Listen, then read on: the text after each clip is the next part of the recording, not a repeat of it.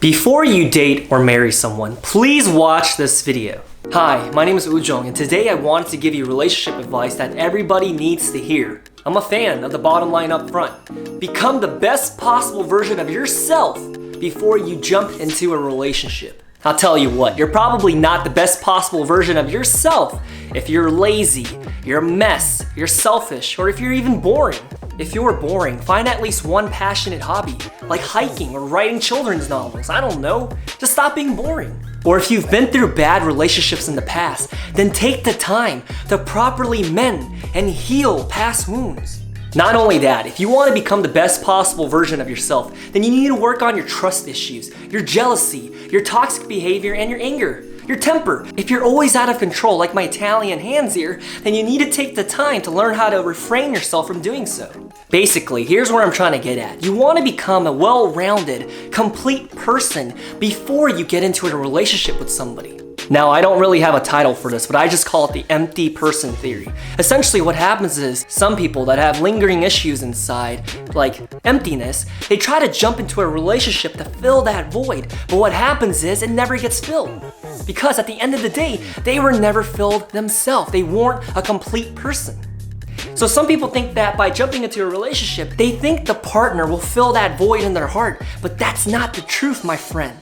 What I'm trying to say is you can't put someone that you love into an empty heart. You can only put them into a heart that's loving and full. Does that make sense?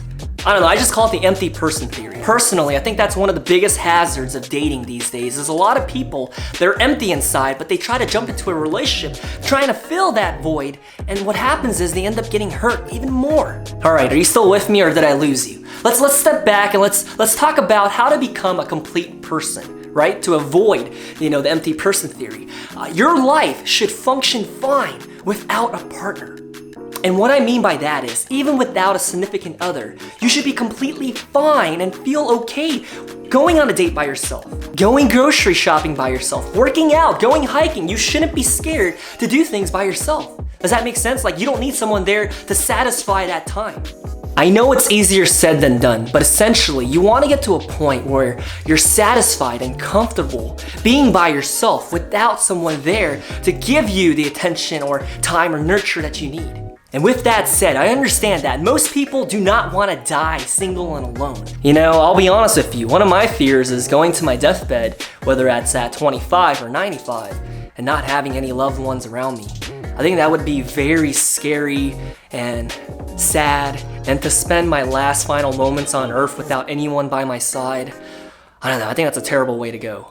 So I understand that it's not natural for someone to want to be alone. And I'm not saying that you need to be single and die alone, right? I'm just saying you want to get to a point where you love yourself and you see value and worth within you and you feel ready to share life with someone else. You don't want to be an incomplete person when you walk into a new relationship. You're just setting yourself up for failure, or you're just setting yourself up for it to be a lot more difficult than it needs to be. Whatever happened to you in the past, you need to let it go. You need to let it go in order to love fully and with all your heart. And I actually have a video for that down below in the description box. If you're one of the individuals that's harboring a lot of pain, sadness, and anger inside and you just can't let go, then I think you might benefit from watching that video. And another relationship advice that I wanted to give you is you want to be a little careful and think things through before you commit and date someone. The reason why I say that is I get it. When you're spontaneous and you're going with the flow, it's fun. But think of the future. Like real talk. Can you see yourself marrying this person? Can you see yourself settling down with them, raising a family, raising kids? Can you see yourself doing that with this person? Personally for me, when I look at a potential partner, I always think to myself, can I see her as the mother of my children? First and foremost. And then second is, can I see her being my wife for the rest of my life? Because you see, dating and marriage, it's not just for fun, right? You gotta think about the long term. When you marry someone, that's a lifelong commitment to each other. So you're gonna be married for like 30, 40, 50 years. And I hear you. If you wanna go around dating whoever you want, whenever you want, and even multiple partners at the same time, don't come back to me and say, I don't feel loved and I feel empty inside. That's because you didn't take dating and marrying seriously and you just had fun with it. Here's what I'm saying. If you're one of those individuals that has fun with dating multiple people at the same time or whenever you want, how is that working out for you? Did it work out well? Is it working out well? If it's not working out and you're tired of the petty arguments and the cheating and the toxic partners, then may I suggest you take my advice to heart and start taking dating and marrying seriously? I don't know. Are you open to suggestions? I don't know. The reason why I'm suggesting that you take it a little more seriously and become a complete person before walking into a relationship is that when you walk into a relationship as an empty person, you're walking in as a burden or even a liability because your needy tendencies, you're not going to be independent and you're probably going to be argumentative all the time. But by becoming a complete person, you can bring value to the relationship. And what I mean by that is you can help the other person to become better as well because you're complete yourself.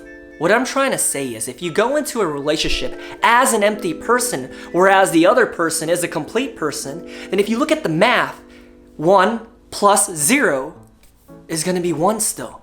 That's why I'm saying you should wait until you're a complete person before walking into a relationship. Because here's what happens when it's 2 complete people. 1 plus 1, 3. Just kidding, it's 2, okay? It's gonna be 2. So you see what I'm saying? You can complement each other rather than one person being the leech, one person being dependent, one person being toxic, one person always being jealous. You see where I'm getting at, right? And when you have 2 complete people in a relationship, then you're setting yourself up for success. The potential is your relationship is going to be characterized by being healthy, loving, and nourishing. If you ever dated someone that was incomplete and toxic before, wasn't it so unnecessarily difficult? Always fighting, abusive, and hurtful? Do you remember that? It wasn't fun, was it? Now this might be tough to swallow, but what you have to understand is that a dysfunctional relationship is not love. You see, to me, I don't think it's love if you're always cussing at each other, hitting each other, breaking things, and hurting each other's feelings constantly. I don't think that's love. What it is that you both are settling when you know you can do better. And what I mean by do better is not finding someone else, but rather improving your character and working on your personality flaws. You know you could do better. Don't get my words twisted. If you're a toxic individual and you interpreted what I just said as find someone else, then what you're doing is bringing that negative energy into a complete person's life and ruining them. So what I am saying is if you're a toxic individual, work on yourself, your character, your personality, your values, your morals, your beliefs. Work on that. And once you work on yourself and you feel ready to go into a relationship, then and only then should you allow yourself to become a partner with someone else. If you think for 1 second that it's normal to be in a relationship with someone that's always yelling at you, always abusing you, always hitting you, always cussing at you, etc., then you probably have not experienced a healthy and mature relationship before. I'm telling you straight up that it's so much better to be in a healthy relationship rather than being stuck in a toxic one where you're always fighting and they're always bringing out the worst colors in you. No, sir. And I'm going to wrap this video up by saying, fix yourself before bringing that baggage into a union with someone. If you truly love the other person, then you'll make the effort. And with that said, I love you guys, take care, stay blessed, and thank you for the support. Father, you know me and you love me. Oh, Father, I was made to